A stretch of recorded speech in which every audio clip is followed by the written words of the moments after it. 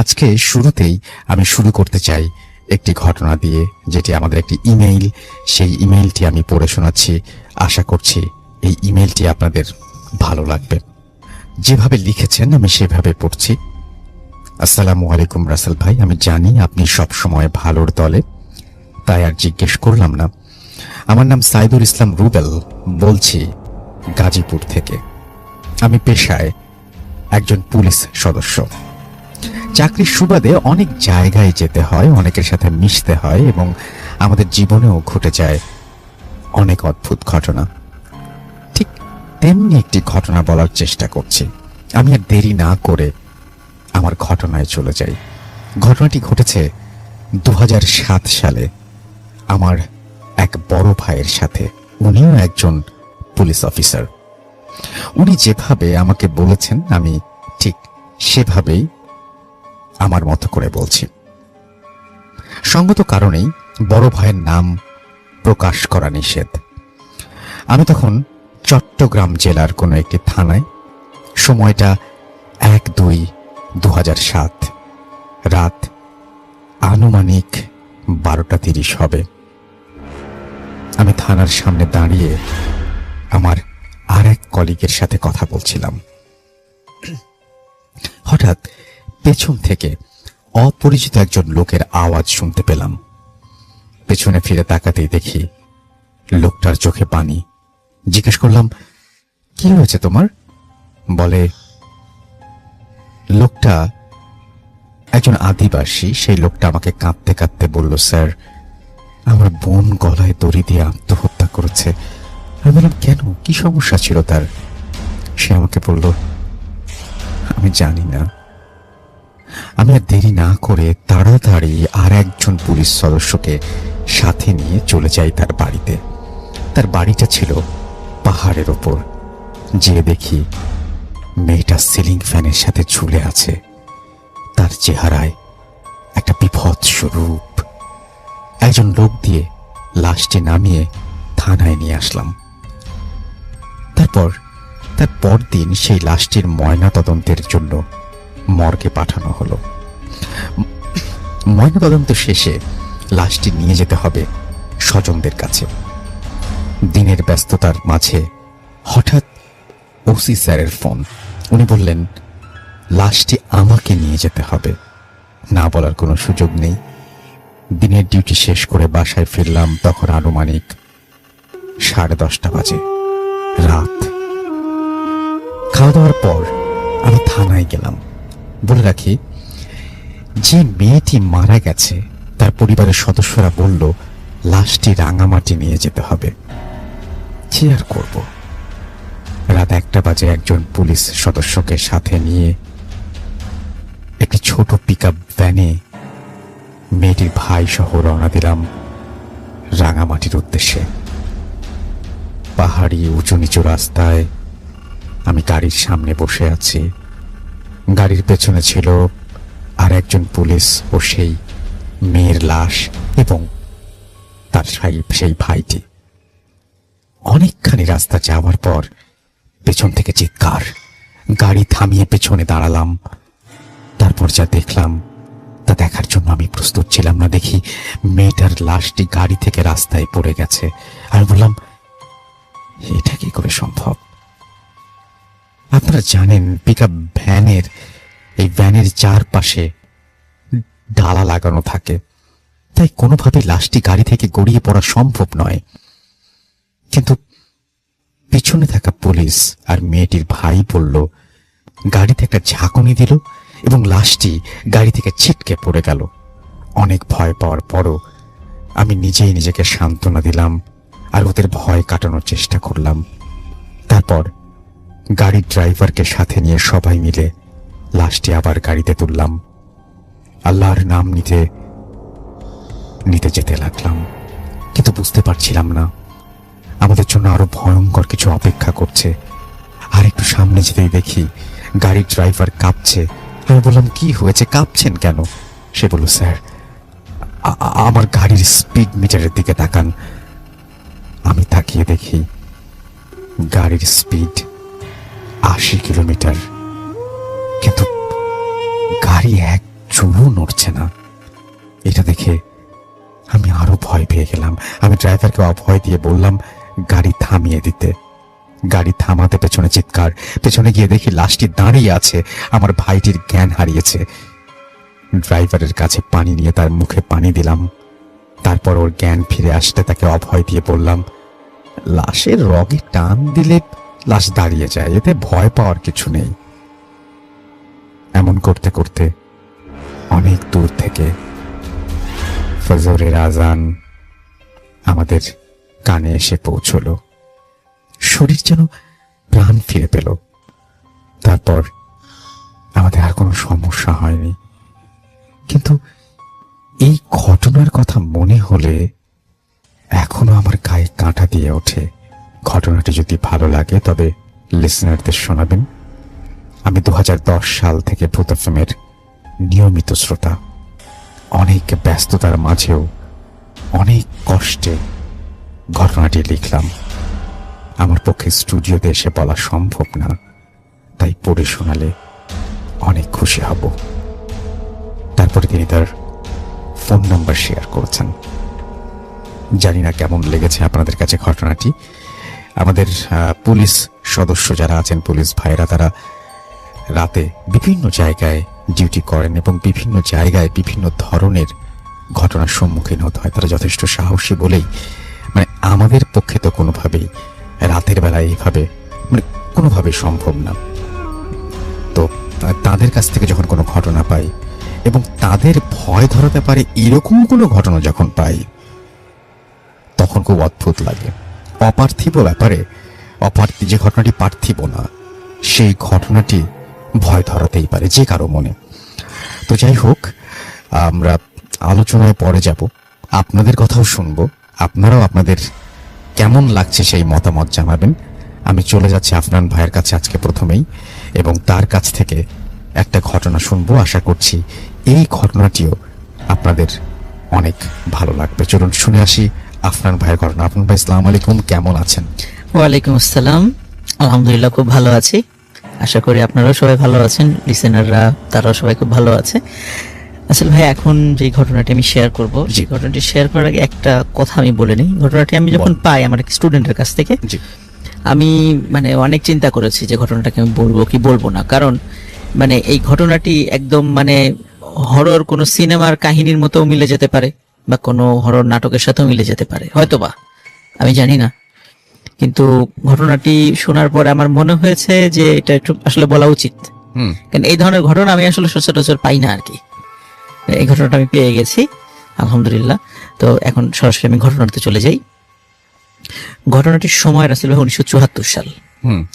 স্থানটা শুরুর স্থানটা ছিল জগতী স্টেশন, যেটা কুষ্টিয়া জেলার জগতী স্টেশন। আর ওই সময়টাতে জগতী স্টেশন অনেক ব্যস্ততম একটা স্টেশন ছিল। স্পেশালি ওই কলকাতা থেকে ওই দর্শনা হয়ে যে ট্রেনগুলো আসতো আর কি, ওখানে প্রচুর মাল খালাস করা হতো। অনেক ব্যস্ততম একটা স্টেশন ছিল ওই সময়টাতে। এখন অবশ্যই তার কিছুই নাই। তো ওই সময়ে একদিন মোটামুটি সকাল 11টাতে বেলা 11টার দিকে একটা ঘটনা আর কি। তো ট্রেন আসছিল, তো হঠাৎ লোকজন দেখছিল যে একজন মহিলা শাড়ি পরা, ঘোমটা দিয়ে মাথা ঢাকা, সে রেল লাইন পার হচ্ছে। তো সবাই দূর থেকে বলছিল যে ট্রেন আসছে, থামেন থামেন বা পার হন না, এরকম বলছিল সবাই। কিন্তু উনি কোনো কথা না শুনে ট্রেনের হঠাৎ করে লাইনের উপরে উঠেছেন, এবং ওখানেই উনি রাসেল ভাই ট্রেনে কাটা পড়েন, দুটুকরো হয়ে যায় ওনার দেহ। এবং আর একটা বিষয় রাসেল ভাই, ওনার কোলে কিন্তু একটা ছোট্ট বাচ্চা ছিল। আচ্ছা। তো সবাই চিন্তা করছে যে উনি কি আসলে সুইসাইড করেছে নাকি আচমকা পার হওয়ার সময় এরকম দুর্ঘটনা ঘটে গেছে, এটা শিওর না। কেউ বুঝতে পারেন নাই। স্বাভাবিক হাঁটা দেখে মনে হয়েছে হয়তো উনি খেয়াল করেন নাই, মাথায় ঘোমটা ছিল, পাশে থেকে উনি দেখতে পারেন নাই, হয়তো এমনটা হতে পারে। কেউ বলেছে হয়তো বা সুইসাইড করেছে, এরকম মনে হতে পারে। কিন্তু আসলে কোলে বাচ্চা নিয়ে সুইসাইড করবে কেন, এটাও আবার অনেকে বলেছে। যাই হোক রাসূল ভাই, অদ্ভুত ব্যাপার হলো, উনি যখন রেলে দুই ভাগ কেটে দুটুকরো হয়ে গেছেন, সবাই পরবর্তীতে এই ডেড বডির কাছে গিয়ে দেখে যে উনি কোলে যেভাবে বাচ্চাটা জড়িয়ে ধরেছিলেন, ঠিক ওইভাবে জড়িয়ে ধরে আছেন ওনার দেহের উপরের অংশ, এবং বাচ্চাটি সম্পূর্ণরূপে অক্ষত ছিল। তো এই বাচ্চাটি ওই সময় ওই স্টেশনের খালাসি হিসাবে কাজ করা ফিরোজ মিয়া নামে একজন লোক, উনি এই বাচ্চাটি ওইখান থেকে গ্রহণ করেন। এখানে বলে রাখা ভালো, ফিরোজ মিয়া ছিল নিঃসন্তান। তো উনি প্রথমে চিন্তা করেছিলেন যে যা মানে যদি এই লাশের কোনো আত্মীয় স্বজন আসে তাহলে তাকে বাচ্চাটা বুঝিয়ে দেবেন আর কি। কিন্তু আসলে ভাই একদিন যায়, 2 দিন যায়, 3 দিনের দিন যখন কেউ আসলো না, লাশটি তখন বেওয়ারিশ হিসাবে দাফন করা হয়। এবং পরবর্তীতেও কেউ ওই লাশের খোঁজ খবর নিতে আসে নাই, বা কেউ মারা গিয়েছেন কিনা ওই মহিলার খোঁজ খবর নিতে কেউ আসেন নাই আর কি। তো ওই সময় তো যোগাযোগ ব্যবস্থাও এত ভালো ছিল না, তো যার কারণে ওইভাবে হয়তো খোঁজ তারা হয়তো পানি নাই কখনো, এমনও হতে পারে। তো এখন যেহেতু ফিরোজ মিয়া পরিবার নিঃসন্তান, মানে উনার হাজবেন্ড ওয়াইফ দুজন, মানে ওনার ওয়াইফ এবং উনি টোটালি একটা সন্তানের জন্য ওনাদের মধ্যে খুব হাহাকার ছিল। যেহেতু ওই সন্তানটা উনি ওনার স্ত্রীর কোলে দেন, তো ওনার স্ত্রীও ওই সন্তানকে খুব মানে ভালো করে আদর যত্ন শুরু করেন। এবং ঘটনার শুরুটা রাসেল ভাই এই সময় থেকেই আর কি। তো ওনাদের পরবর্তীতে আসল ভাই ঘটনাটা যেখানে আমি মানে পেয়েছিলাম আর কি, উনি পরবর্তীতে দিনাজপুরের পার্বতীপুরে চলে গিয়েছিলেন আর কি। তো আমার এক স্টুডেন্ট দিনাজপুরের, সেই আর কি এই ঘটনাটা আমার কাছে শেয়ার করেছিল। এখন আসল ভাই আমি মূল জায়গাতে চলে যাচ্ছি। তো উনি যখন উনি থাকতেন পাশেই রেলের একটা জায়গায়, উনি থাকতেন একটা ঘর তৈরি করে উনি থাকতেন। তো ওনার উনি এবং ওনার স্ত্রীর ভাষ্য অনুযায়ী মানে গভীর রাত্রে মনে হতো একটা ছায়ামূর্তি ঘরের ভিতর দিয়ে ঘুরছে। যদি ওনারা আলো জ্বালাতেন তখন কাউকে দেখতেন না, তো মনে করতেন হয়তো বা মনের ভুল, এমনি হতেই পারে এরকমটা। এরকম 1 দিন 2 দিন রাসেল ভাই। এরপরে ওই ফিরোজ মিয়া যেদিন রাত্রে নাইট ডিউটি থাকতো, যেদিন রাতের বেলা ট্রেন আসার সময় হতো, মাল খালা সংক্রান্ত ওই বিষয়গুলো দেখাশোনার দায়িত্ব থাকতো, ওই দিন তো ওনার স্ত্রী একা ঘুমাতেন, বাচ্চা থাকতো পাশে। তো ওই সমস্ত দিনগুলোতে রাসেল ভাই বেশি ভয়ঙ্কর ঘটনা ঘটে আর কি।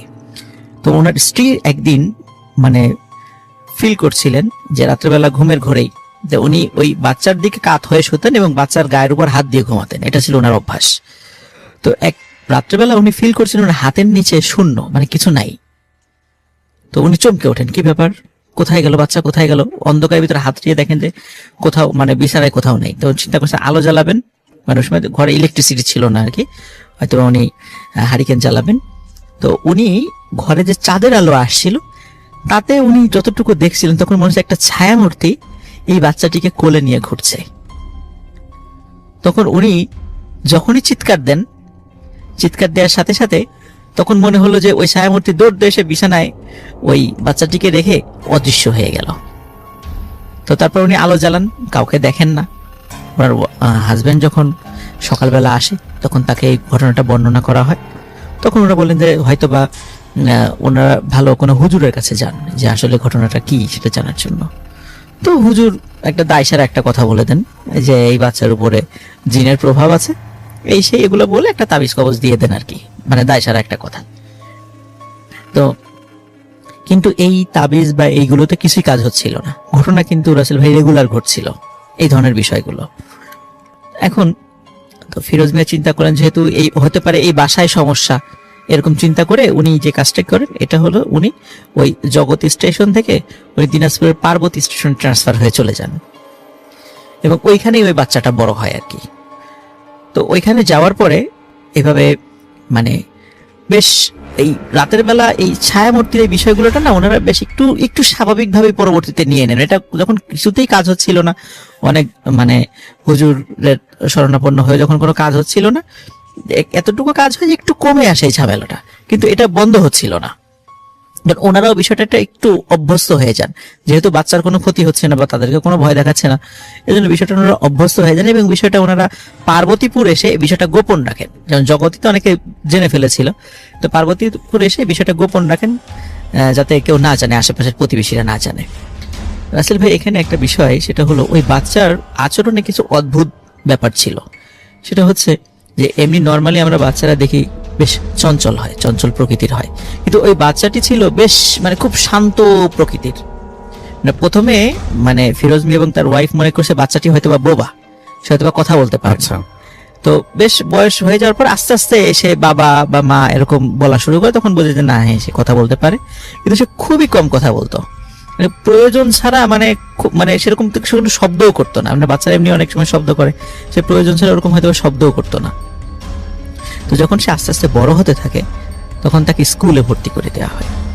স্কুলে ভর্তি হওয়ার পর তখন দেখা যেত যে এমনি বাচ্চারা, আমরা দেখি স্কুলগুলোতে বাচ্চারা মানে একটু দুষ্টামি করে, একে অন্যের সাথে মারামারি করে।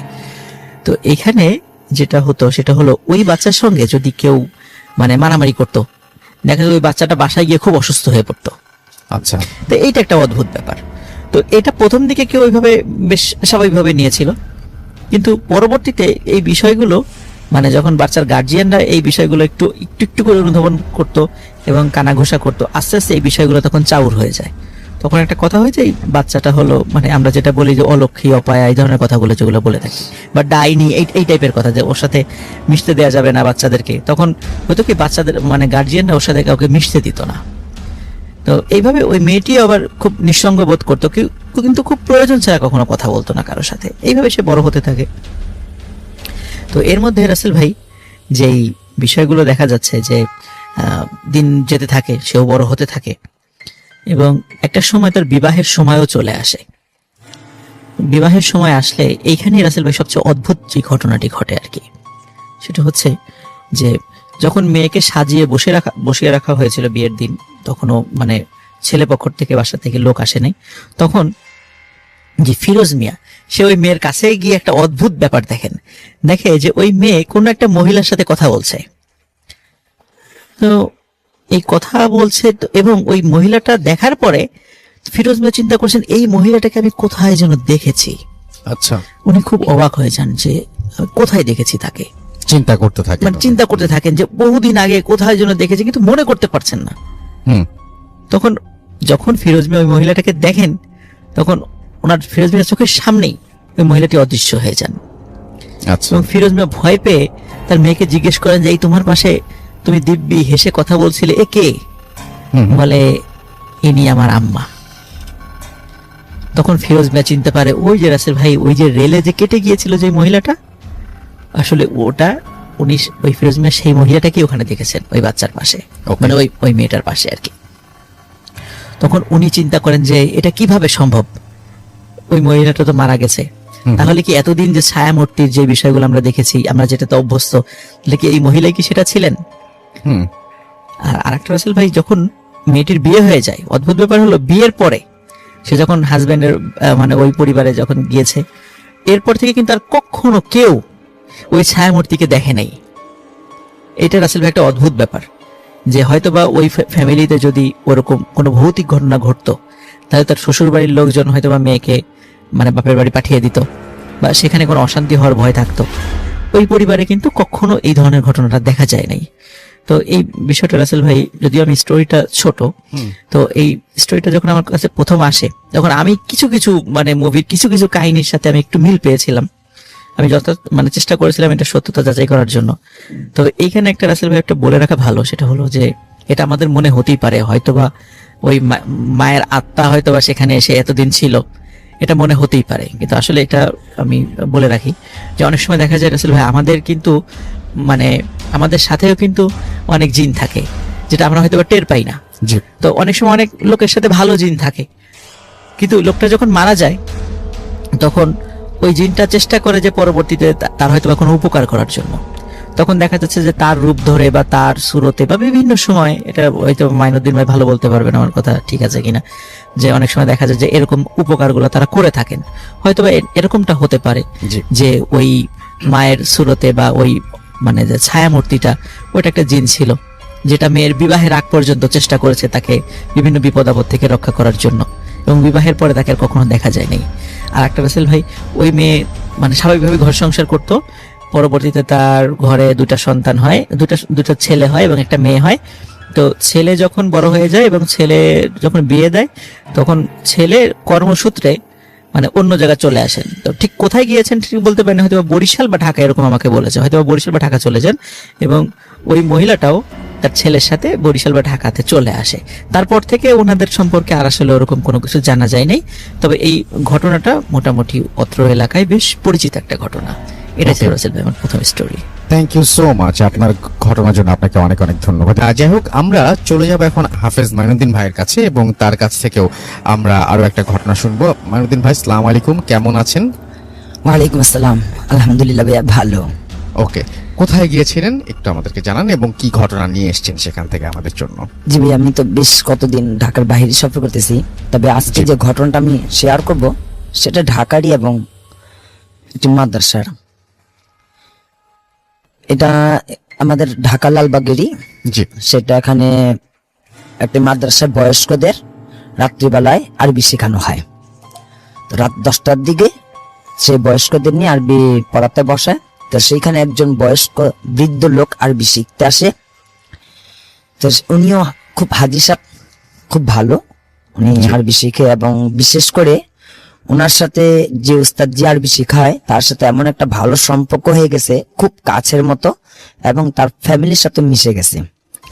তো বিশেষ ওনাকে একটু প্রাইভেট আলাদা নিজে জি ইসলাম শিক্ষার ভিতরে জ্ঞান অর্জনের জন্য তাকে নিজে বাড়িতে কিছু আলাদা সময় দেওয়া হতো। জি তো এখানে বিশেষভাবে যখন উনি ওনার বাড়িতে আরবি শিখতে যান, ইসলাম শিখতে যান, ওনার ওস্তাদজির কিছু কিছু যে সমস্যা বাড়িতে ছিল, উনি যাওয়ার পর থেকে কিছু অনেকগুলো সমস্যার সমাধান আপনার থেকে হতে লাগলো। জি তো প্রথম সমস্যাটা ওস্তাদজি ছিল ওনার একটি বড় মেয়ে খাদিজা। বিশেষ উনি মাদ্রাসার একজন শিক্ষিকা ছিলেন, আলেমা। ওনার বিবাহ হইতো না। ওই হাজি সাহেব যাওয়ার পরে ওই মেয়েটার বিবাহ খুব দ্রুত হয়ে যায়। এরপরে ওনার স্ত্রী অসুস্থ থাকতো, শারীরিক সমস্যাগুলো থাকতো। হাজি সাহেব আসাতে এই তার স্ত্রীর অনেকগুলো রোগ ব্যাধি দূর হয়ে যায়। এরপরে ওনার মেজ মেয়ে একটা ছিল জান্নাত। উনি যখন রাত্রে ঘুমাতো, ওনার বালিশের ভিতরে অনেকগুলো টাকা পাওয়া যেত। তো প্রায় বেশ অনেক দিনই অনেকগুলো টাকা পাওয়া যেত, এবং ঘরটা তো কিছু উন্নত ভাব, ওস্তাদজিরও কিছু অন্যরকম উন্নত ভাবের প্রকাশ দেখাতে। তো ওস্তাদজি আবার হাজি সাহেবের প্রতি অনেক অনেক সন্তুষ্ট ছিল। জি তো এবার ঈদের ছুটিতে, মাদ্রাসা ছুটিতে, ওস্তাদজির বাড়ি ছিল চাঁদপুর। উনি এখানেও ওনার মহিলা মাদ্রাসা আছে।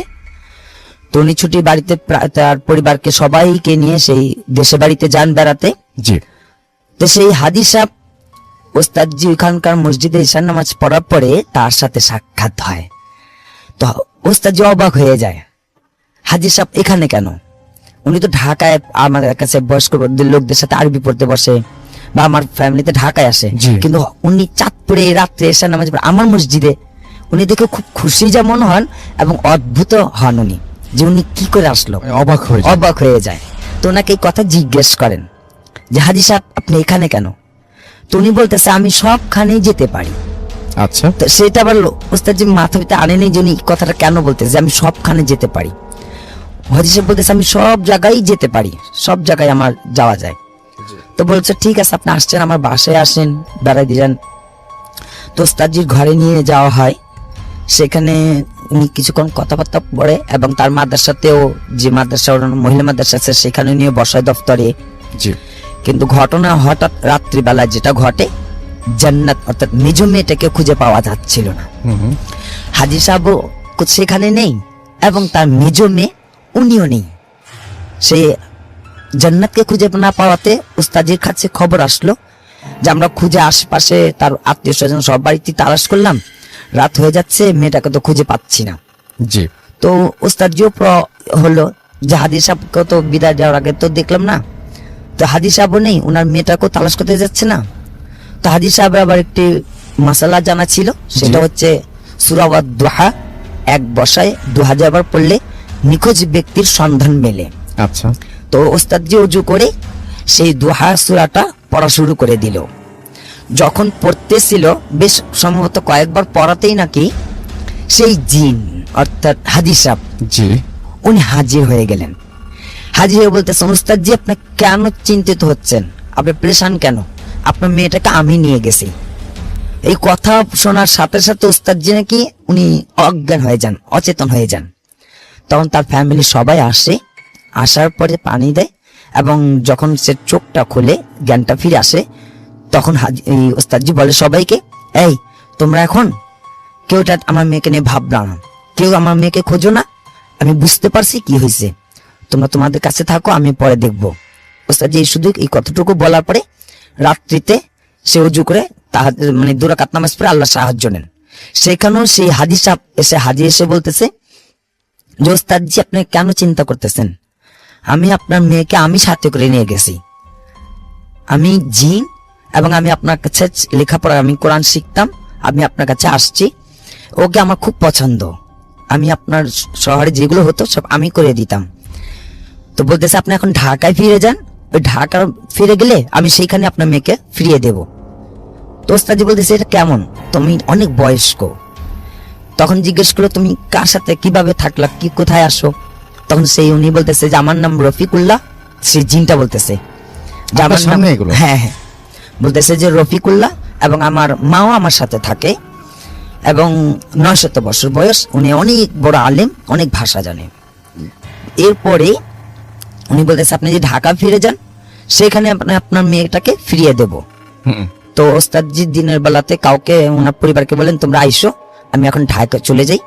উনি ঢাকায় আসেন, আসার পর ওনার মাদ্রাসাতে খুলে যখন আসেন তখন রাত্রিবেলা তার মেয়েকে ছাদ উপরে দিয়ে যাওয়া হয়।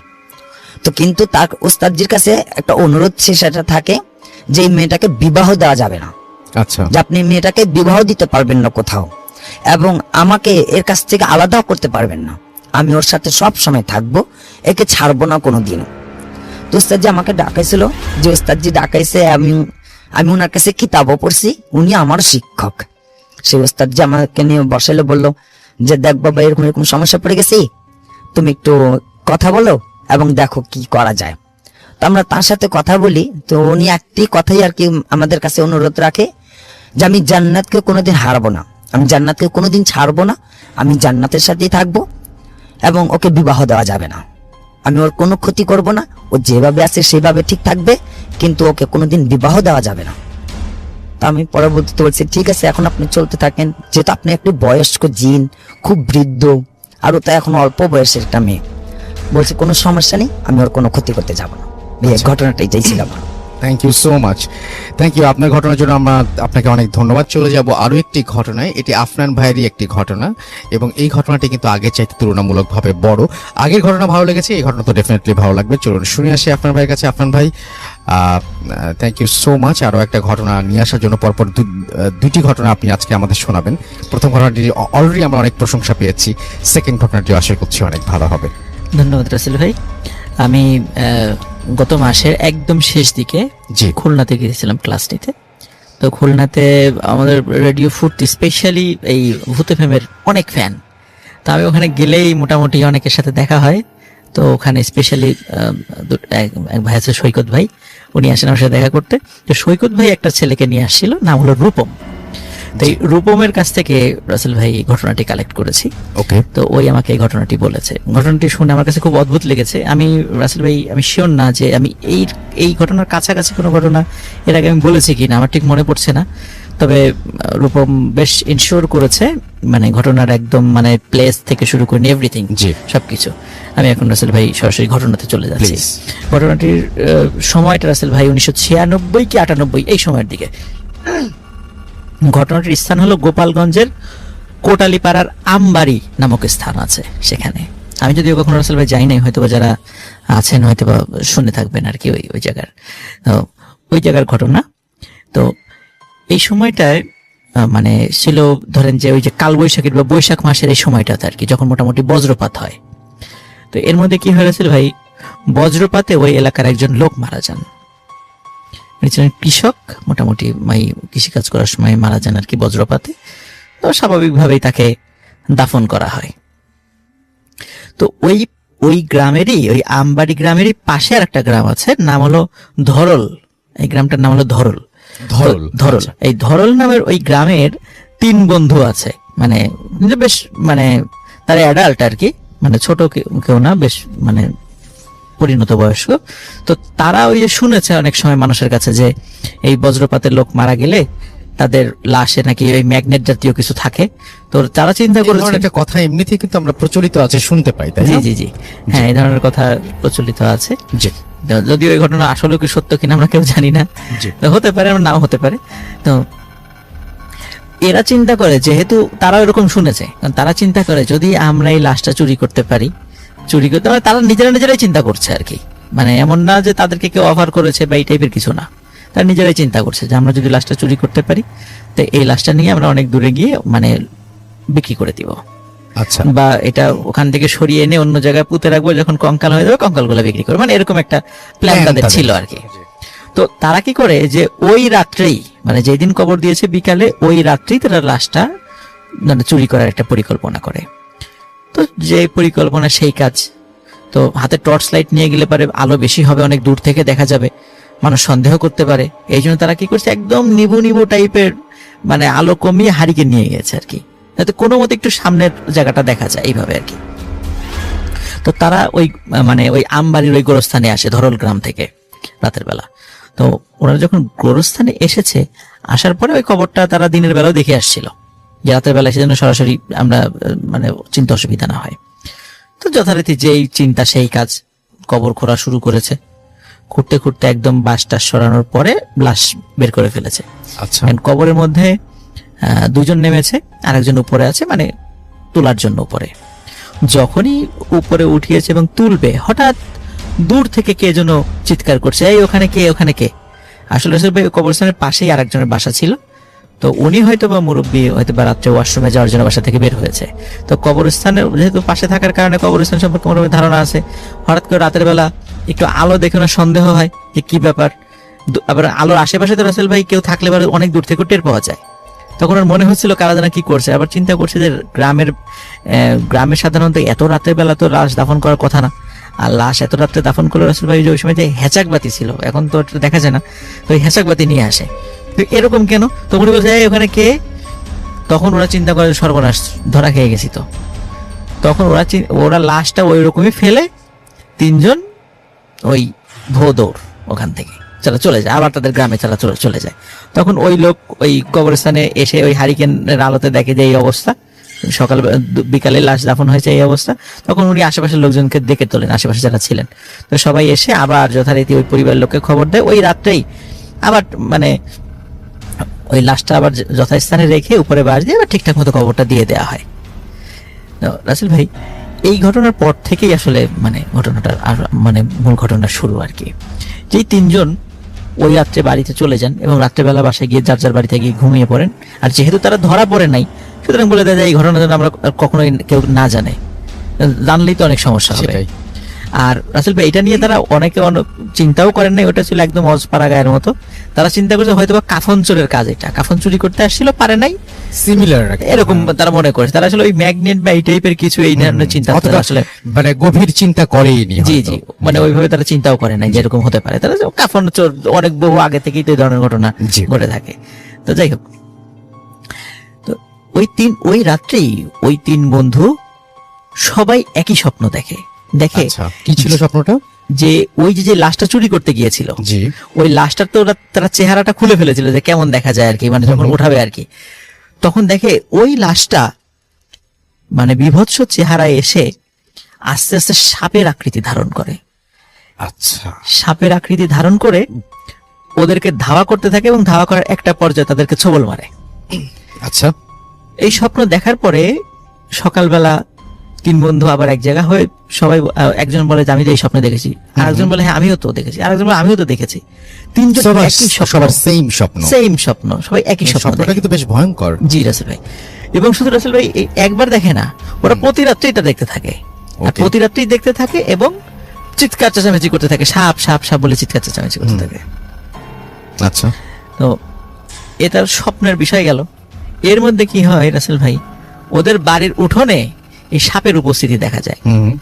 এবং প্রথম দিকে শুধু ওই তিন বন্ধু যাদের বাড়ি আর কি তারা দেখতো, এবং পরে পরিবারের লোকজনও দেখে, এবং তাও চিৎকার চেঁচামেচি শুরু। যখন চিৎকার চেঁচামেচি বেশি পর্যায়ে চলে যায়, তখন কখনো কখনো সাপ মানে উধাও হয়ে যায়। আবার কখনো এমন হয় যে ওই তিনজনের কোনো একজন রাত্রে বা দিনের বেলায় যে রাস্তা দিয়ে হেঁটে আসছে, হঠাৎ করে দেখে পিছন থেকে একটা সাপ তাদেরকে ধাওয়া করছে, বড় আকৃতির একটা সাপ। তো তারা দৌড়ে বিভিন্ন জায়গায় চলে যায়, একটা সময় দেখে যে না ওইটা নাই। আচ্ছা, তো এই সাপের আতঙ্কে মানে তাদের তিনজনই ঘর ছাড়া হয়ে যাওয়ার মতো অবস্থা আর কি। তো এরপরে তারা একটা সিদ্ধান্ত নেয় যে তারা মানে যেহেতু আমাদের বাড়িতে প্রবলেম হচ্ছে, আমরা এক কাজ করি, আমরা তিনজন অনেক দূরে চলে যাই। আচ্ছা, অনেক দূরে চলে যাই। তো ওইখান থেকে রাসেল ভাই একটা মানে বিল আছে, বিলের নামটা এই মুহূর্তে আমার ঠিক মনে পড়ছে না আর কি। আচ্ছা, তো ওরা চিন্তা করে বিল পার হয়ে পরের গ্রামে চলে যাবে, Okay. হয়তো বা ওখানে ওই সাপটাপ থাকবে না এই চিন্তা করে। তো ওই বিলের কাছে গিয়ে তো ওই দিন আবার সন্ধ্যা হয়ে যায়। তখন আচ্ছা। তারা চিন্তা করে যেহেতু আমাদের কাছে টুকিটাকি খাবার আছে, তারপর নৌকাটা নিয়ে আজকে বিলের একদম মাঝখানে নৌকাটা নিয়ে আজকে মাঝখানে রাত্রি যাপন করব। তো তো ওই ওই পরিকল্পনা করে এবং একজনকে বলে যে একজন করে ঘুমাবা, মানে দুইজন ঘুমাবা, একজন হচ্ছে মানে জেগে থাকবে, পাহারা দেবে। আচ্ছা। ও রাসূল ভাই আমার মনে পড়ছে ওই বিলটার নাম হলো সিটকি বাড়ি। ওই আচ্ছা। জায়গাটার নাম সিটকি বাড়ি। আসলে আমি আসলে যাই নাই তো কখনো, বা একটু নতুন শব্দ, এই জন্য আমার আসলে মনে ছিল না সিটকি বাড়ি ওই জায়গাটার নাম। তো ওনারা বিলের মাঝখানে ওখানে চিন্তা করে আজকে রাত্রে আমরা বিলের ভিতরে থাকবো। জি, তো একজন জেগে থাকবে। এখন আসলে যিনি জেগেছিলেন উনি অনেক রাত, চাঁদের আলো দেখা যাচ্ছিল তখন, অনেক রাত হঠাৎ করে মনে হচ্ছে যে কোনো শিয়াল বা কুকুর জাতীয় কোনো জিনিস সাঁতার কেটে এই মাথা থেকে ওই মাথা পার হওয়ার চেষ্টা করছে। কারণ অনেক সময় আসলে যে শিয়াল কিন্তু পার হয়, তো যখনই রাস্তার পার মাঝখান হচ্ছে, দিয়ে আমরা মাঝে মাঝে দেখি জি অনেক জি জি, সময়। ওই বিলও পার হয় অনেক জি। সময়। তো তখন দেখছে যে শিয়ালটা, মানে শিয়ালের মতো জিনিসটা, ওই মাথাটা আর কি, মানে আস্তে আস্তে তাদের নৌকার দিকে মুভ করে আসছে। আচ্ছা, তখন উনি চিন্তা করে কি ব্যাপার, এদিকে আসছে কেন। উনি মনে করছে স্বাভাবিক হয়তো বা আসে, মানে কোনো খাবার টাবার আছে এই চিন্তা করে হয়তো বা আসছে, বা নৌকায় আশ্রয় নেওয়ার জন্য ওঠার জন্য আসতে, সাঁতার কেটে ক্লান্ত হয়ে গেছে, এখান থেকে তারাই দিব। কিন্তু রাসেল ভাই যখনই ওই মাথাটা আস্তে আস্তে কাছে চলে এসে সাঁতার কাটতে কাটতে হঠাৎ করে দেখে যে এটা আসলে সেই সাপটা, যে সাপটা তাদেরকে তাড়া করতো, আচ্ছা। এবং সেই সাপটা একদম নৌকার উপরে উঠে বসে।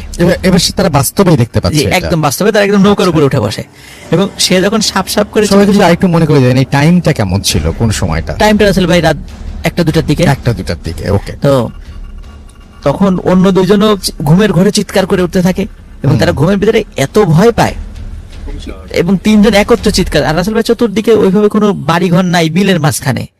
তখন ওই চিৎকার চেঁচামেচির একটা পর্যায়ে হয় কি, ওই সাপটা চলে যায় জি, ওই নৌকা থেকে নেমে আস্তে করে আবার ঠিক যেভাবে আসছিল সবাই দেখছে ওইভাবে চলে যাচ্ছে। তো রাসেল ভাই ওই যে ওই ঘুম থেকে ওঠার পরে যে দুইজন যে ঘুমাচ্ছিলেন, ওনারা আসলে এত ভয় পেয়েছিলেন, ওনারা মাত্র কয়েকদিনের মাথায় জ্বর হয়ে মারা যায়। এবং যিনি ওই সর্বশেষ যিনি জীবিত ছিলেন, কাউকেই কিন্তু রাসেল ভাই সাপে কাটে নাই, কাউকে কাটে নাই, ওনারা ভয়েই মারা গিয়েছিলেন।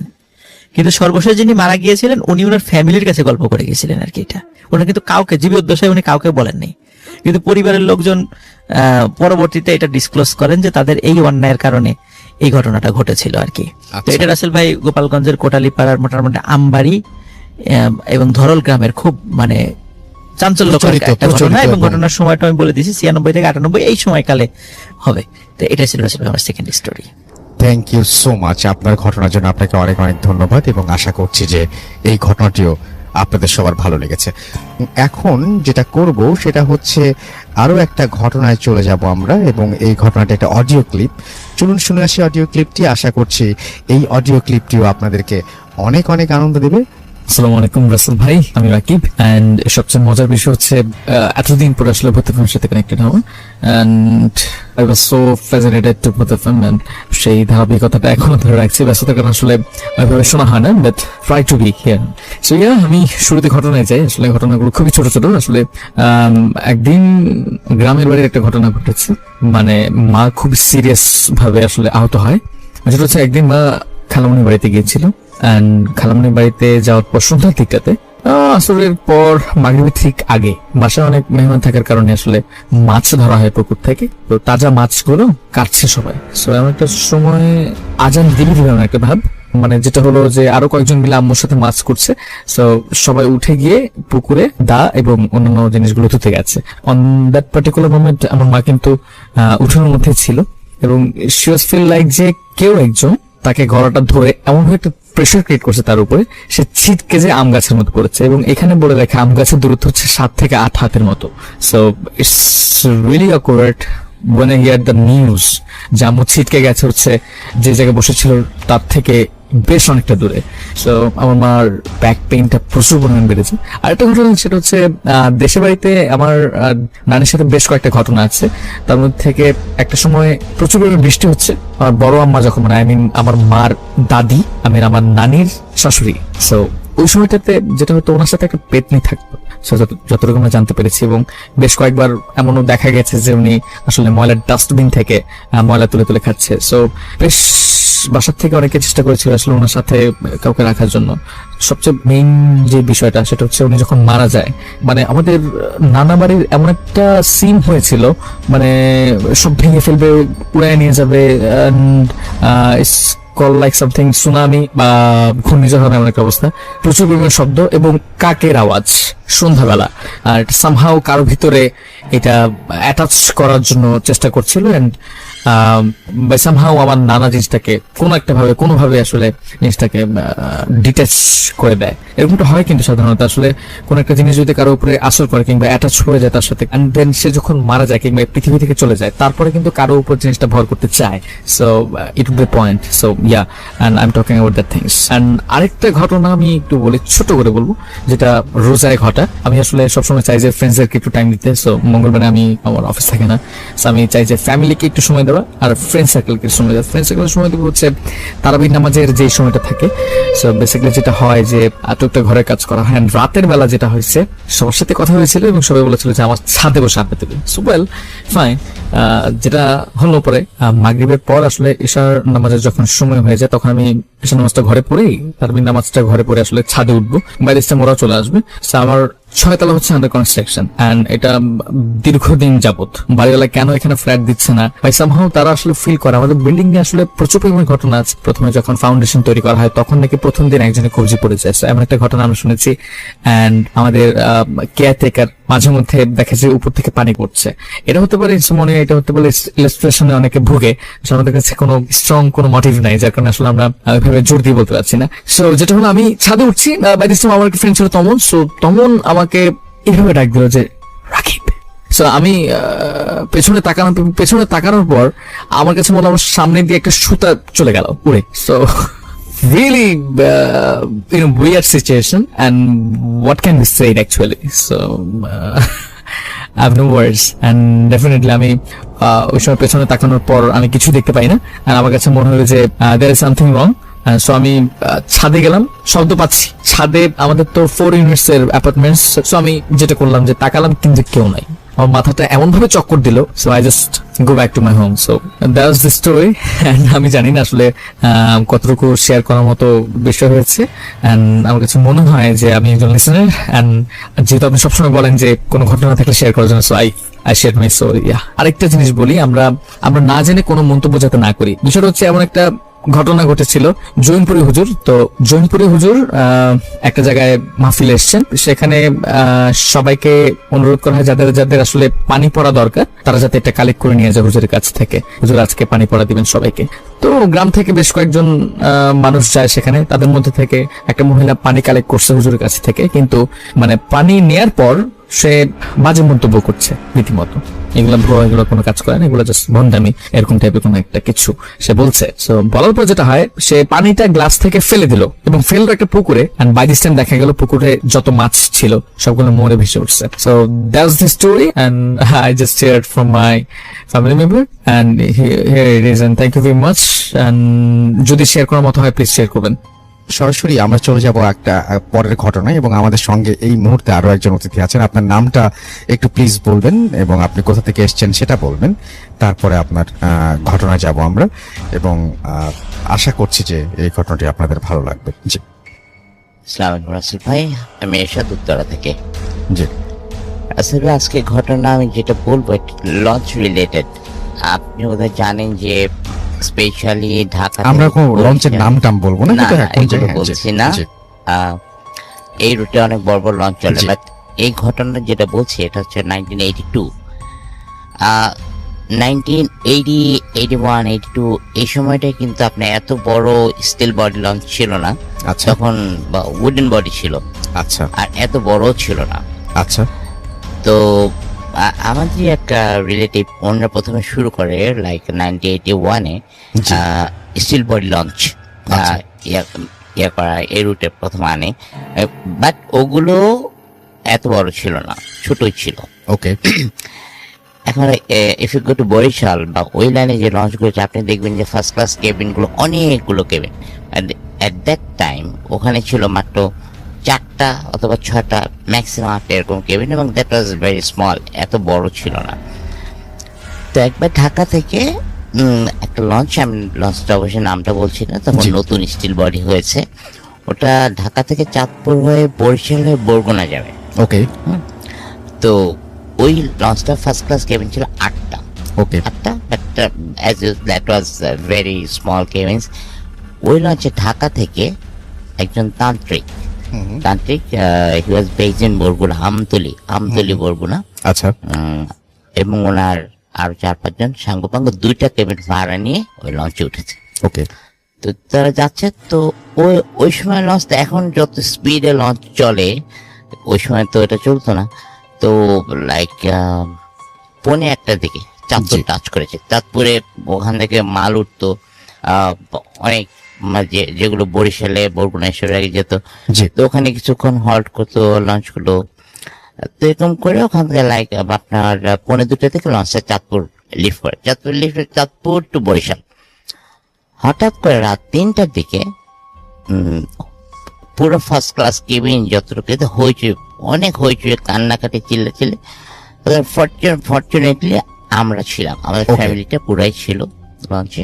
তা আমি বের হয়েছে, আমার বড় ভাই বের হয়েছে, দেখলাম যে ওই তান্ত্রিক সাহেব যে কেবিনটা ছিল, লঞ্চ ছাড়া আগে ওই কেবিনে ধূপ টুপ অনেক কিছু, মানে বিশ্রী রকম গন্ধ, সোজা কথা, মানে অনেক কিছু করতেছিল ভিতরে। ওকে তো এর মধ্যে থার্ড ক্লাস লঞ্চে থাকতে, ওখান থেকে কিছু লোক আসে লঞ্চে, যারা আনসার ছিল, যারা ডিউটি করে, ওরা আসছে।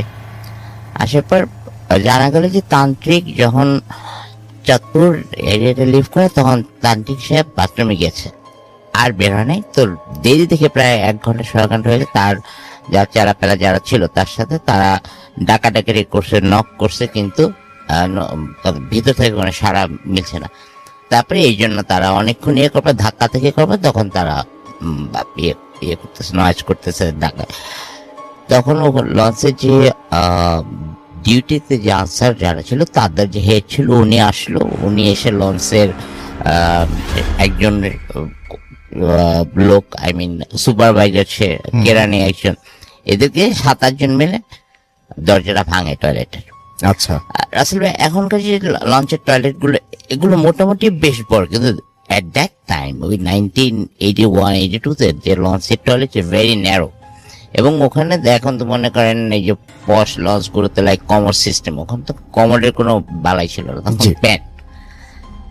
যখন দরজাটা ভাঙে, তখন ভিতরে শুধু দেখা গেল তান্ত্রিকের একটা পা, লেফট লেগ, আর একটা হাতের কবজির ছেঁড়া কিছু অংশ, ওনার কিছু কাপড়ের একটা লুঙ্গি, আর মনে হয় ওনার লুঙ্গিটার কিছু অংশ ছিল, আর গায়ে চাদর মতো কিছু, ওটা হচ্ছে প্যানের মধ্যে। তার মানে তান্ত্রিককে যেভাবে প্যানের মধ্যে থেকে টেনে নিচে না হয়, মানে ওনাকে যে নিয়ে গেছে, এটা মানে ভিজিবল, স্পষ্ট, যারা দেখেছে সবাই বুঝতে পেরেছে ওনাকে আদারওয়াইজ বের হওয়ার কোনো ওয়ে নেই। ওই একটা যাই হোক, এটা দেখে তখন অ্যাট দ্যাট মোমেন্টে তো কিছু জানা গেল না।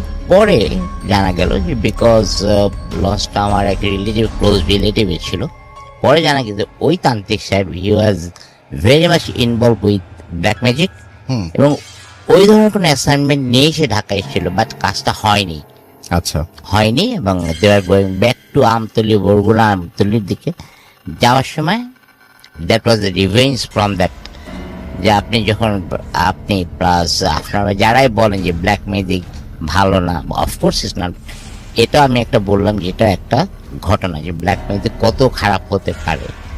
That was my story. আসলে থ্যাংক ইউ সো মাচ আপনার ঘটনার জন্য, আপনাকে অনেক ধন্যবাদ। এবং আমরা চলে যাব আমাদের পরবর্তী অতিথির কাছে। আপনার নামটা প্লিজ একটু বলবেন, কোথা থেকে এসেছেন, তারপরে আপনার ঘটনায় যাব। জি, আসসালামু আলাইকুম লিসেনার্স, আমি রনি, মিরপুর থেকে আসছি, মিরপুর 1। জি, আজকে যে ঘটনাটি বলবো সেটি আমাদের অফিসের এক ভাইয়ের কাছ থেকে শোনা। জি, সো সে যেভাবে বলছে আমি ঘটনাটি সেভাবে বলছি। তার এলাকায় একটা মসজিদে এক বয়স্ক হুজুর ছিল, মানে হুজুর বলতে বয়স্ক ইমাম, মানে খুব পরহেজগার ছিল। এলাকার লোকজন তাকে খুব ভালোবাসতো। আর বিষয় বলে রাখা ভালো যে ওই এলাকায় একটা প্রচলিত কথা ছিল যে ওই এলাকায় নাকি জিনেরা নামাজ পড়তো, এরকম একটা কথা প্রচলিত ছিল। একদিন এরকম এক জিনে হুজুরের সাথে এসে দেখা করে, মানে একাকি, তাকে ভালো লাগে, এসে দেখা করে, সরাসরি পরিচয় দেয় যে আমি জিন, আপনাকে খুব ভালো লাগছে, আপনার পিছনে অনেকদিন নামাজ পড়ছি, আপনার সাথে বন্ধুত্ব করতে চাই। এরকম বলার পর দেখা যায় হুজুরের সাথে খুব একটা গুড রিলেশন হয়ে যায়, তার ওঠা বসা, খুব একটা ভালো সম্পর্ক, এমনকি হুজুরে তাকে তার নিজ বাড়িতে পর্যন্ত নিয়ে যায়। এরকম এভাবে খুব ভালোই চলছিল। খুব ভালো চলার পর ঘটনাটি শুরু হুজুরে যখন মারা গেল, তখন হুজুরে মারা যাওয়ার পর হলো আসল ঘটনাটি শুরু। হুজুরের 3 ছেলে 1 মেয়ে ছিল। মানে ঘটনাটি শুরু হয় হুজুরের মেয়ের সাথে, আসলে ছোট মেয়ের সাথে। ছোট মেয়েটা খুব মানে মোটামুটি চঞ্চল প্রকৃতির ছিল, কিন্তু খুব পরহেজগার ছিল, যেহেতু হুজুরের মেয়ে, বা নামাজ রোজা এইসব করতো এরকম। কিন্তু বিশেষ মানে কিছুদিন পরে তার মধ্যে বিশেষ কিছু পরিবর্তন লক্ষ্য করা দেখা যায়। যেমন সে মানুষের সাথে তেমন একটা কথা বলে না, বা একাকী থাকাটা পছন্দ করে, এরকম একটা দেখা যায়। কিন্তু বিষয়টি প্রথমে তার ফ্যামিলি অতটা গুরুত্ব দেয় না, যে স্বাভাবিক হয়তোবা। কিন্তু আসল ঘটনাটি যখন ঘটে, মানে হঠাৎ করে সে একদিন মানে তাকে খুঁজে পাওয়া যাচ্ছে না, এরকম একটা মানে চারিদিক খোঁজাখুঁজি, তার আত্মীয় স্বজন প্লাস মানে সব দিকে খোঁজা হয়, কিন্তু মানে তার কোনো হদিস পাওয়া যায় না। ফ্যামিলি অনেক কিন্তু অনেক খোঁজাখুঁজির পরও তাকে পাওয়া যায় না। 3 দিন পরে মানে হঠাৎ করে সে কোথা থেকে যেন মানে নিজেই বাড়িতে আসে। বাড়িতে আসার পর লোকজন মানে ভিড় জমায়, আশেপাশের লোকজন কান্নাকাটি করে, তাকে জিজ্ঞেস করে যে আসলে তুমি কোথায় গেছিলা, বা কি হয়েছিল তোমার সাথে, বিষয়টা কি, এরকম জিজ্ঞেস করার পর বা কোনো উত্তর নেই। মানে একাকী থাকা পছন্দ করে, মানে একাকী এরকম। তো তারা এক হুজুরের শরণাপন্ন হয়। হুজুর এসে বলে রীতিমতো, যেরকম হুজুরে বলে যে তার সাথে জিনে আসর করছে বা এই টাইপের একটা কিছু, যা দেওয়ার আর কি প্রচলিত অনুসারে দিয়ে যায়, বাট তাতে তেমন কোনো কাজ হয় না। এরকম মানে এরকম ঘটনা ওরাও ঘটেই চলতেছে, যেমন একাকী হয়ে গেছে, আরো শরীরের অবস্থা খারাপ হয়ে যাইতেছে, প্লাস মানুষের মধ্যে থাকে না, এরকম একটা দেখা যাচ্ছে। মাঝে মাঝে দেখা যায় যে 2-1 দিনের জন্য তাকে খুঁজে পাওয়া যায় না। এরকম ঘটনাটা মানে কমন হয়ে গেছে একটা পর্যায়ে। সো একজন আইসা বলল, মানে একটা হুজুর বলল যে ওর সাথে যেটা আছে খুব শক্তিশালী জিন, একে ছাড়াতে হলে মানে কোনো বড় হুজুরের শরণাপন্ন হতে হবে। পরিবারের সবাই খুব মানে খোঁজাখুঁজির পরে দেখা যায় তাদের মানে গ্রাম থেকে একটু দূরে, কিছু দূরে একটা হুজুরের সন্ধান পেল। হুজুরে মানে বড় ধরনের আলেম, তাকে যে সব ঘটনা খুলে বলার পর হুজুরে অ্যাটলিস্ট আসলো, এসে মানে যেভাবে দরকার আর কি, মানে তার প্রসেসিং অনুযায়ী মানে জিন হাজির করলো। হাজির করার পর মানে সে সালাম দিল, সালামের উত্তর দিল। তারপর হুজুর যখন জিজ্ঞেস করলো যে তোমার মানে কি ব্যাপার, যে মেয়েটার উপর তুমি কেন এরকম নির্যাতন করতেছো বা কেন এরকম করতেছো, তখন জিনটা খুলে বলে যে আমি এই মসজিদে নামাজ পড়তাম, তো ওর বাবার সাথে আমার সাথে খুব একটা মানে ভালো সম্পর্ক হয়ে যায়। আমি ওর বাসায় আসছি, আমি ওর বাসায় যখন আসছি তখন ওকে আমার ভালো লাগে, আসলে আমি ওকে বিয়ে করতে চাইতেছি, কিন্তু ওকে আমি ছাড়বো না, এরকম একটা কিছু। হুজুরে বলে যে না, সেটা কি করে সম্ভব। অনেকক্ষণ কথা কাটাকাটির পর শেষ পর্যায়ে যেতে রাজি হয়। রাজি হওয়ার পর যেরকম আর কি কথা, যে গাছের ডাল ভেঙে যাবে এরকম, তাদের বাড়ির বের হওয়ার পথে একটা বড় গাছ ছিল, গাছের একটা ডাল ভেঙে দিয়ে যায়। পরবর্তীতে দেখা যায় মেয়েটা বিভিন্ন তদবিরের পর সুস্থ আছে। আর শেষ পর্যায়ে ঘটনাটি প্রায় 6-7 বছর আগের ঘটনা, কিন্তু বর্তমানে মেয়েটার একটা বাচ্চাও আছে, স্বামী সংসার নিয়ে খুব ভালো আছে। এই ছিল রাসেল ভাই আমার ঘটনা। Thank you so much. আপনার ঘটনার জন্য আপনাকে ধন্যবাদ, এবং আশা করছি যে আপনাদের এই ঘটনাটিও ভালো লেগেছে। এখন চলে যাব আরো একটি ঘটনা, এবং এই ঘটনাটি অবভিয়াসলি একটি ইমেইল। যেভাবে লিখেছেন আমি সেভাবে পড়ার চেষ্টা করছি, আশা করছি এই ইমেইলটি আপনাদের ভালো লাগবে। আসসালামু আলাইকুম রাসেল ভাই, আপনি অলওয়েজ ভালো থাকার দলে, তাই এই কোয়েশ্চেন আর জিজ্ঞেস করলাম না। প্রথমেই ক্ষমা চাচ্ছি ইংলিশে লেখার জন্য, কারণ আমি বাংলা টাইপ করতে পারি না। আমি লন্ডনে থাকি, ইউনিভার্সিটি অফ ইস্ট লন্ডন, এখানে আমি বিজনেস ম্যানেজমেন্টে স্টাডি করছি। ভূত এফএম শুনি 2012 থেকে, ইউকেতে আসার পর থেকে অলওয়েজ শুনি। এনিওয়ে, কথা না বাড়িয়ে ডিরেক্ট ঘটনায় চলে যাই।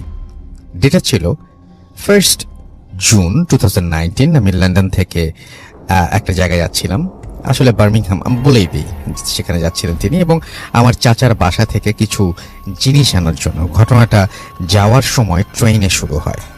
ওয়েস্ট মিডল্যান্ডসে আমি ট্রেনে উঠি এবং ছাড়ার পর একটা সিটে বসি। উনি একটা ছবি পাঠিয়েছিলেন, আমি এই ছবিটা যদিও পোস্ট করিনি, তবে ছবিটা আমি দেখেছি। পায়ের কাছ থেকে ছবিটা তোলা, একদম মোবাইলটা নিচের দিকে নামিয়ে যে ভদ্রলোকের কথা বলছেন তার পায়ের কাছে তোলা ছবিটা। কেন পায়ের কাছ থেকে ছবিটা তুলেছিল একটু পরে বুঝতে পারবেন।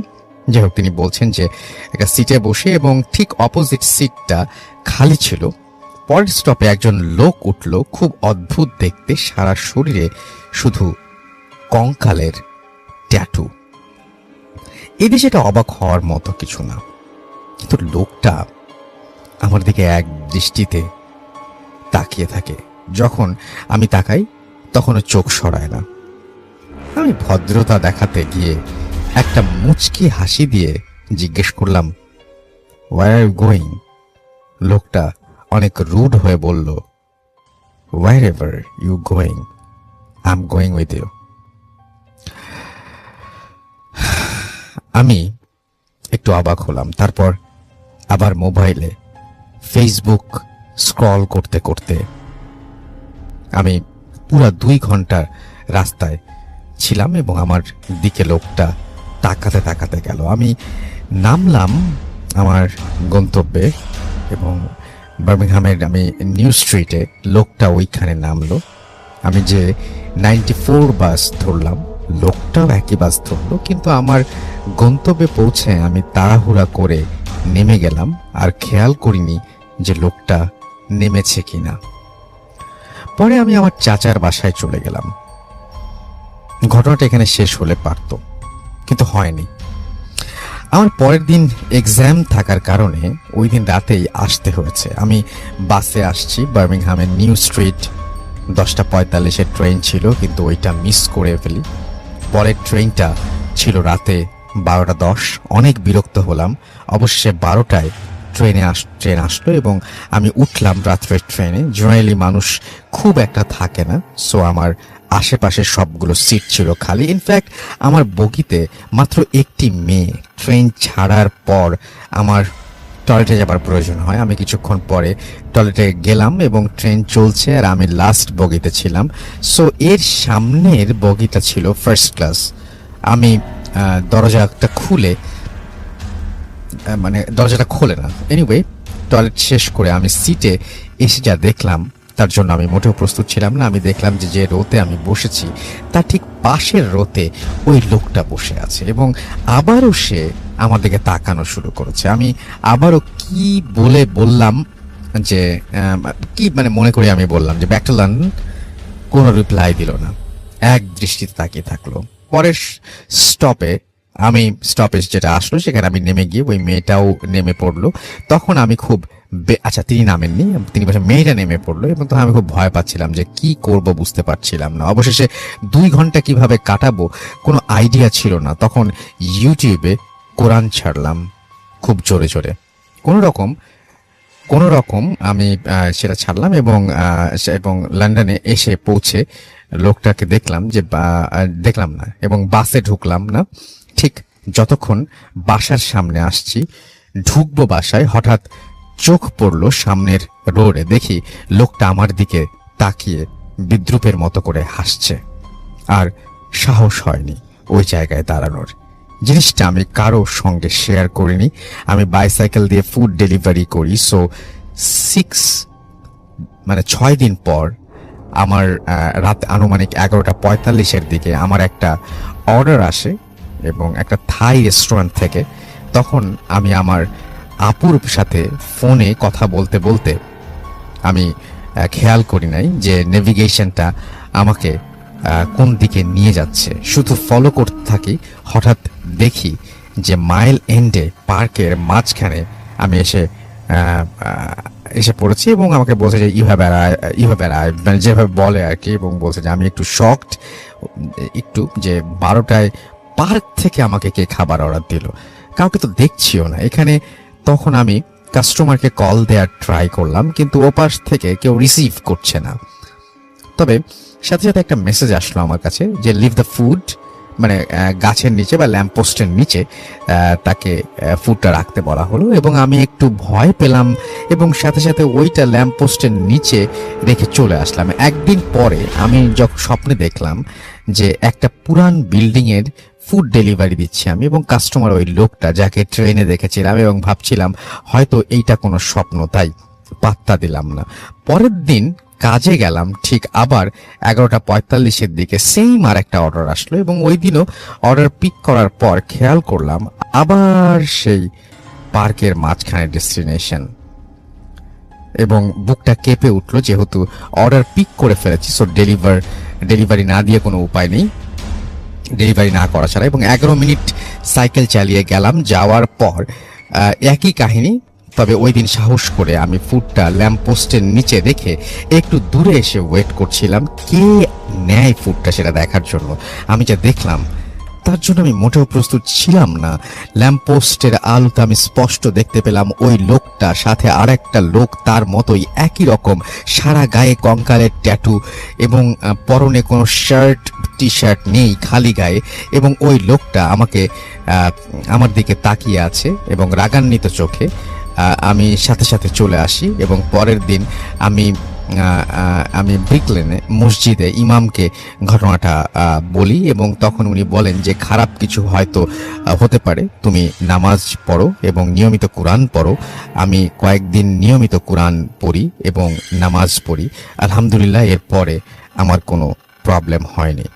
জানি এটা কোনো মানে কতটুকু ভয়ের আমি জানি না, বাট এটাই ছিল ঘটনা। তো এই ঘটনাটা আশা করছি আপনাদের ভালো লেগেছে। এখন যেটা করব সেটা হচ্ছে সরাসরি আমরা চলে যাব আমাদের অতিথির কাছে।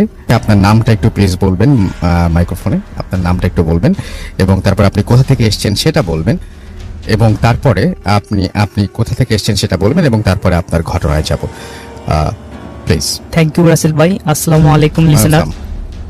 আমি এসেছি জামালপুর থেকে, আমি মোহাম্মদ মিরাজ। আমি আপনাদের আজকে যে ঘটনাটা শেয়ার করতে যাব, আমি তো সরাসরি ঘটনাতে চলে যাই। এই ঘটনাটা ঘটে আমার উস্তাদের সাথে। আমি একজন ড্রাইভার, তো আমি যার কাছে আর কি গাড়ি চালানো শিখি। জি বলেন। তো তার সাথে এই ঘটনাটা ঘটে 2016 সালের দিকে। তো আমার উস্তাদ ফার্স্ট টাইমে একটা প্রাইভেট জব করতো, তো তার কাছে একটা আর কি অ্যাম্বুলেন্স চালানোর জন্য একটা অফার আসে। তো সে আর কি ওই আর কি অ্যাম্বুলেন্স জবটা অ্যাকসেপ্ট করার পর সে অ্যাম্বুলেন্স চালানো শুরু করে দেয়। ফার্স্ট কিছুদিন তার সব কিছু নর্মাল ছিল, তার সাথে সব কিছুই স্বাভাবিক ছিল, কিন্তু তারপর আরেকটা জিনিস রাসেল ভাই, অ্যাম্বুলেন্স যারা চালায় তারা অনেক সময় অনেক লাশ তারা আর কি করে থাকে। তো এটা একটা তার সাথে এই ঘটনাটা ঘটে যখন তিনি আর কি তার কাছে রাত 1:30টার দিকে একটা ফোন আসে যে একটা লাশ, অ্যাক্সিডেন্টের লাশ তিনি আর কি তাকে জামালপুরের সরিষাবাড়ি জেলায় দিয়ে আসতে হবে। তো তিনি আর কি কলটা রিসিভ করে সেইখানে আসার পর লাশটাকে সরিষাবাড়িতে নামিয়ে আসার পর তার গাড়িতে কেউ ছিল না, তিনি ছিল একা। রাত্রি তখন 2:30 বাজে। তো তিনি রাস্তার মাঝপথে এসে যেটা লক্ষ্য করলো সেটা জন্য তিনি একটু প্রস্তুত ছিল না। তিনি দেখতে পান যে রাস্তার মাঝখানে অনেক বড় একটা লোক রাস্তার দুপাশে দুপা রেখে উপরের দিকে হয়ে দাঁড়িয়ে আছে। তো এটা দেখে সে সাথে সাথে গাড়িটা ব্রেক করে এবং প্রচন্ড আর কি ভয় পেয়ে যায় যে এত বড় লোক রাস্তার দুপাশে দুপা রেখে এভাবে দাঁড়িয়ে আছে। তো উনার সাথে আপনার সিগারেট ছিল, সাথে সাথে তিনি একটা সিগারেট ধরান। তো সিগারেট ধরানোর সাথে সাথে আর কি ওই জিনিসটা অদৃশ্য হয়ে যায়। তো এইভাবে সেই দিন সে বাড়ি ফিরে। তারপরের দিনে আর কি আরেকটা আপনার লাস্ট দিনই আর কি ইয়াতে টিপ হয়। তো রাসেল ভাই ওই লাশটা আসলে স্বাভাবিকভাবে মৃত্যু হয়নি। ওই লাশটা আর কি বাথরুমে যে ব্যক্তিটি মারা গেছে ওই ব্যক্তিটি আর কি স্বাভাবিকভাবে মরেনি, সে বাথরুমে গিয়ে আর কি মারা গেছে। তো পরে ওনার লাশটি বাথরুম থেকে আনার পরে তো ওনার গ্রামের বাড়ি ছিল আর কি বক্সিগঞ্জ, তাকে জামালপুর সদর থেকে বক্সিগঞ্জে নিয়ে যাওয়ার জন্য সেই টিপটা আসে। তো উনি আর কি ওই টিপটা যখন নিয়ে যায় রাত্রির 3টার দিকে। তো তখন তিনি প্রচন্ড ভয় পায়। তো তখন যিনি লাশটা রেখে আসতেছিল, তো ওনার গাড়ির আর কি নর্মালি ষাটটি টানছিল, কিন্তু সে একসময় ফিল করলো যে তার গাড়ি আর এগোচ্ছে না। তো এটা দেখে সে ভীষণ ঘাবড়ে যায়। ঘাবড়ে যাওয়ার পরে আর কি সে আবার সে সিগারেট ধরানোর পরে সে নর্মালভাবে বাড়ি আসে। বাড়ি আসার পর সেদিন রাত্রে তিনি স্বপ্নে তাকে বলা হয়, দেখানো হয় যে তুমি যদি এই পেশাটা না ছাড়ো তাহলে তোমার পরিবারের বিশাল একটা ক্ষতি হতে পারে। তো এটা দেখার পরে আর কি রাসেল ভাই সে একজন বুজুর্গ হুজুরের কাছে যায়। হুজুরের কাছে যাওয়ার পর ঘটনাটা শেয়ার করার পর হুজুর তাকে একটা তাবিজ দেয়। তাবিজ দেওয়ার পরে বলে যে আপনি যেহেতু এই স্বপ্নটা দেখছেন, তাহলে আপনার জন্য ভালো হবে এই পেশাটা ছেড়ে অন্য পেশাটায় যাওয়া। তো রাসেল ভাই এই ঘটনার পরে তার একটানা 7 দিন সে আর কি জ্বরে ভুগছে। তারপর সে যখন জ্বর থেকে সুস্থ হয়েছে, তারপর সে আর কি এই পেশাটা ছেড়ে এখন অন্য একটা পেশা। ধন্যবাদ আপনাকে। আমরা চলে যাব আমাদের পরবর্তী অতিথির কাছে। আপনার নামটা একটু প্লিজ বলবেন, কোথা থেকে এসেছেন, তারপর আপনার ঘটনায় যাবেন আপনি। আসসালামু আলাইকুম রাসেল ভাই। ওয়ালাইকুম সালাম। আসসালামু আলাইকুম রিসলার্স। আমি আল মোহাম্মদ। আমি এসেছি উত্তরা থেকে, আমার হোম ডিস্ট্রিক্ট মানিকগঞ্জ। তো আমি যে ঘটনাটি এখন শেয়ার করতে যাচ্ছি সেটি হচ্ছে মানিকগঞ্জের একটি ঘটনা, আমার সাথে নিজের সাথেই ঘটে যাওয়া একটি ঘটনাটি হচ্ছে রাসেল ভাই 2015 সালে, তো ফেব্রুয়ারি মাসে, তো আমাদের গ্রামে একটি মেলা হয়। তো 15 দিন ব্যাপী একটা মেলা হয়। তো মানিকগঞ্জ ডিস্ট্রিক্টে এটা আসলে অনেক মানে সবাই আর কি জানে যে এই মেলাটা হয়। তো আমরা একদিন মানে যাত্রা হয় মেলার মধ্যে, আপনার যাত্রা প্লাস গান হয়। তো দিনের বেলায় গান হয়, রাতে যাত্রা হয়। তো সেই ক্ষেত্রে আমাদের গ্রামের লোক একদিন মানে আপনার যাত্রা করার জন্য রাতে প্রস্তুতি নিয়েছে যে তারা যাত্রা করবে। তো সেই ক্ষেত্রে মানে আমরা সবাই গিয়েছি, আমরা বন্ধু বান্ধব, তো এলাকার অনেক লোকজন গেছে। তো সেক্ষেত্রে আমরা গেছি।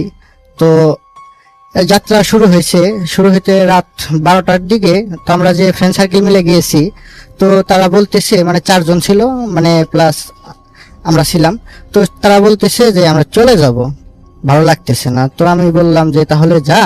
আমি চিন্তা করলাম যে তাহলে আমি এই লোক আমাদের যে গ্রামে যে লোক আছে তাদের সাথে আমি যাব। তো ওরা চলে আসলো। তো আমি যাত্রা দেখতেছি এক সময় আপনার আমার মাথার মধ্যে পেন করতেছে, ব্যথা করতেছে। তো চিন্তা করতেছি যে কেউ কি যাবে, মানে খোঁজাখুঁজি করতেছি যে কেউ যাবে কিনা। তো খোঁজাখুঁজির পরে দেখলাম যে কেউ যাচ্ছে না। তো চিন্তা করলাম যে একাই যেতে হবে, মানে মাথার মধ্যে প্রচুর পেন করতেছে, ব্যথা করতেছে। তো যেই বাবা সেই কাজ। তো আস্তে আস্তে মানে বের হয়ে গেলাম। তো যাচ্ছি মানে আমাদের মেলাটা হচ্ছে এমন জায়গায়, তো মেলার থেকে আপনার একটা বিল আছে, বিলটা পাড়ি দিয়ে তারপর আমাদের গ্রামে ঢুকতে হয়। তো বিলের মাঝখান দিয়ে রাস্তা আছে, রাস্তা দিয়ে আস্তে আস্তে হাঁটতেছি। তো রাসেল ভাই আমার স্মোকিং করার অভ্যাস ছিল, তো সেক্ষেত্রে আমি সিগারেট একটা জ্বালিয়ে আস্তে আস্তে হাঁটতেছি। তো হাঁটতেছি বিলের মাঝখানে রাসেল ভাই আপনার একটা ইয়ার মতো পড়ে, কালভার্টের মতো পড়ে, মানে ছোট সাঁকো বা ব্রিজ, এরকম একটা ব্রিজ পড়ে। তো সেখানে গিয়ে দেখি যে আমার যে 4টা ফ্রেন্ড ছিল ওরা বসে আছে। যেমন আপনার আমার ফ্রেন্ড ছিল, নাম নয়ন ছিল, সে এখন পুলিশ চাকরি করে, সে বসে আছে। ওরা বসে আছে, আমি ওকে বলতেছি কিরে তাড়াতাড়ি চলে আসলি। আমি বললাম যে তোরা তো অনেক আগে চলে আসছিস, তো এখানে বসে আছিস কেন? তো ওরা বলতেছে যে আমাদের একটা ফ্রেন্ড ছিল তো আপনার পাশের গ্রামে, তো এই বিলটা পাড়ি দিয়ে যেতে হবে ওদের বাসায়। তো বলতেছে ওর বাবা অনেক অসুস্থ, তো আমাদের ফোন দিয়েছিল, সেই জন্য বসে আছি যে যাবো এখন। তো আমাকে বললো তুই যাবি কিনা। আমি এখন চিন্তা করলাম যে ফ্রেন্ডের বাবা অসুস্থ, তো যেতেই হয়।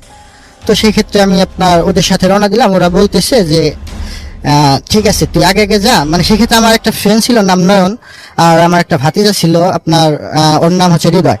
তো ওরা অনেক সাহসী। তো ওরা আমাকে বলতেছে তুই আগে যা, তো আমরা তোর পিছে আসি। তো আমি একটু মানে অবাক হইলাম যে ওরা অত সাহসী, মানে ওরা আগে না যে আমাকে আগে পাঠাতে যাক। তারপর আমি আগে মানে হাঁটতেছি। তো রাসেল ভাই আপনার ওই গ্রামটা যেতে হলে আপনার একটা বিলের মাঝখানে একটা ভিটা পরে, ভিটার নাম হচ্ছে খৈসুন্দরী ভিটা। ওটা আমাদের মানিকগঞ্জে সবাই এক নামে চিনে, মানে আমাদের এলাকার, মানে ওই ভিটাটা অনেক খারাপ একটা জায়গা। তো আমরা যাচ্ছি তো মানে কথাবার্তাই বলতেছে, সবাই কথাবার্তা বলতে যাচ্ছি। তো ওরা পিছনে আমি সামনে হাঁটতেছি। তো ওই ভিটাটার কাছে যখন রাসেল ভাই আমরা আসলাম, তো আমি যখন ভিটাটার ভিতরে ঢুকলাম, তো ঢোকার পরে তো আপনার পিছন দিকে এখন ওরা কথা বলতেছিল, পিছন দিকে দেখি কোনো কথার শব্দ নাই। তো আমি চিন্তা করলাম যে কথা বলতেছে না, পিছন তাকে দেখি ওরা কেউ নাই। তো আমার সাথে আসলে এরকম ফান ওরা আসলে অনেক অনেক সময় করে থাকছে, যেমন আমার ফ্রেন্ড নয়ন আছে, ও মাঝে মাঝে আমার সাথে এরকম করে। তো আমি বারবার ডাকতেছি যে কিরে তোরা কই গেছিস, তো আমাকে কি ভয় দেখানোর চেষ্টা করতেছিস নাকি, আমি কি ভয় পাই নাকি যে আমাকে ভয় দেখানোর চেষ্টা করতে, এরকম ধরনের কথাবার্তা বলতেছি। তো অনেকক্ষণ ডাকাডাকির পরে রাসেল ভাই মানে কাউকে দেখতে পাচ্ছি না, মানে সবাই মানে তখন আমি রাসেল ভাই ভীষণ ভয় পেয়ে গেছি যে আসলে কি ওরা কি আজও আমার বন্ধু না কি আমি কার সাথে আসলাম। তো যেই রাসেল ভাই আমি এই কথা চিন্তা করতে করতে সামনের দিকে তাকিয়েছি, রাসেল ভাই দেখি যে আমার সামনে 4টা লাশ, মাথা কাটা অবস্থায় 4টা লাশ আপনার ঝুলতেছে, মানে মাথা নেই, প্লাস আপনার গলা মাথার সাইড। নিজের চোখে দেখেছেন এটা? জি জি, আমার নিজের সামনে রাসেল ভাই। তো দেখতেছি আপনার অজস্র রক্ত ঝরতেছে, সাদা কাফন পরানো 4টা লাশ। তো এটা দেখে রাসেল ভাই আপনার যে কোনো স্বাভাবিক মানুষের আর ওই জায়গায় স্থির থাকার কথা না। তো আমি প্রচন্ড ভয় পেয়ে যাই এবং ভয় পেয়ে এক সময় চিন্তা করি যে দৌড়ে পালাবো, কিন্তু রাসেল ভাই আমার পা যে আমি দৌড়ে যে পালাবো, আমি দৌড়ানোর জন্য আমি যে চেষ্টা করবো কিন্তু আমার পা চলতেছে না, আমি পুরো নিস্তব্ধ হয়ে গেছি, দাঁড়িয়েছি। আপনার দৌড়ানোর পিছনের দিকে যে ঘুরে তাকাইছি, পিছনের দিকে দৌড় দিয়ে পালাবো, মানে বিলের মাঝখান দিয়ে দৌড় দেবো। তো সেক্ষেত্রে রাসেল ভাই আমি পিছনের দিকে তাকিয়ে দেখি সেম আরো 4টা লাশ পিছনে জ্বলতেছে। আর এমন বিকট শব্দের হাসি রাসেল ভাই, এরকম হাসি আমি কখনোই শুনি নাই। আর এরকম হাসি যে মানে শুধু হাসতেছে আর আমার দিকে এগিয়ে আসতেছে, মানে আমাকে আক্রমণ করার জন্য এগিয়ে আসতেছে। তো এই সময় আমি আল্লাহর কাছে খালি একটা প্রার্থনা করলাম, আল্লাহ আমাকে সেন্সলেস করে দাও, কিন্তু আল্লাহ তাআলা আমাকে সেন্সলেসও করতেছে না। আমি প্রচন্ড ঘেমে, শীতের সময় রাসেল ভাই প্রচন্ড ঘেমে গোসল করার মতো অতিক্রম হয়ে গেছে আমি। তো রাসেল ভাই সেই ক্ষেত্রে আমি কি করব, আমি ওই জায়গায় দাঁড়িয়ে আছি, তো প্রচন্ড আমার হাত পা কাঁপতেছে। তো এমন সময় রাসেল ভাই মিনিট 5 বা 6 মিনিটের মতো আমি ওই জায়গায় দাঁড়িয়েছিলাম। তো এমন সময় আমি বিলের সাইড থেকে দেখতেছি একটা লোক আপনার লাইট দিয়ে একটা লোক বানালে যেরকম মনে হয়, মানে একটা লোক রাত্রের বেলায় লাইট দিয়ে মানে হেঁটে আসতেছে, পুরো শরীর লাইট দিয়ে বানানো, এরকম একটা লোক হেঁটে আসতেছে আমার দিকে। তো রাসেল ভাই এটা দেখে আমি আরো প্রচন্ড ভয় পেয়ে যাই যে এই লোকটা আবার কে আসতেছে, এমনি এক বিপদের মধ্যে পড়ছি, আবার কোন লোকটা আসতেছে, আবার কি কোন বিপদে পড়ি আল্লাহ। তো রাসেল ভাই আমি দোয়া কালেমা তারপর আয়াতুল কুরসি যা পারতেছি রাসেল ভাই সবই পড়তেছি, কিন্তু কোনো কিছুতে কোনো কাজ হচ্ছে না। তো সেই ক্ষেত্রে রাসেল ভাই ওই লোকটা যখন আমার কাছাকাছি আসার পর আমি লোকটার চেহারা যখন দেখি, লোকটা পুরা ধবধবে সাদা একটা লোক, নুরানি চেহারা, প্লাস আপনার মাথার মধ্যে পাগড়ি পরা, দাঁড়িয়ে আছে জুব্বা পরা। সেই লোকটা আমাকে মানে গম্ভীর গলায় বলতেছে এসে যে তুই এত রাত্রে এই জায়গায় কি করিস। তো আমি লোকটায় ভয়ে ভয়ে উত্তর দিলাম যে আমার একটা ফ্রেন্ডের বাবা অসুস্থ, তো আমরা 4-5 জন ফ্রেন্ড মিলে এই জায়গায় আসছি যে আমরা ওই গ্রামে যাব। তো সেই লোকটা আমাকে বলল যে তোর কোনো ফ্রেন্ডের বাবা অসুস্থ না, তোকে এখানে নিয়ে আসা হয়েছে তোকে ক্ষতি করার জন্য, কিন্তু তুই সামনে সামনে যা, ঠিক আছে, আর পিছনের দিকে তাকাবি না, তুই সামনে সামনে যাবি। তো আমি রাসেল ভাই আরো ভয় পাই, কারণ কিসের জন্য যে আমাকে আবার কোন জায়গায় নিয়ে যায়। তো আমাকে সেই লোকটা বললো যে তুই সামনে সামনে তুই বাড়ির দিকে যাবি, পিছনের দিকে তাকাবি না। তো রাসেল ভাই যেভাবে বললো আমি সেভাবেই বাড়ির দিকে হাঁটা ধরছি। বাসায় আসার পর আপনার কোনো সমস্যা হচ্ছিল? জি রাসেল ভাই, বাসায় আসা পর্যন্ত আমার কোনো সমস্যা হয় নাই। তো বাসা আসার পরে আমার দাদি আমাকে জিজ্ঞেস করতেছে যে তুই কই গেছিলি। তো আমি দাদিকে আমি বললাম রাসেল ভাই যে আমাকে এই কাহিনী সবকিছু খুলে বললাম। খুলে বলার পরে তো আমার দাদি আমাকে ঘরের ভিতরে নিয়ে গেল।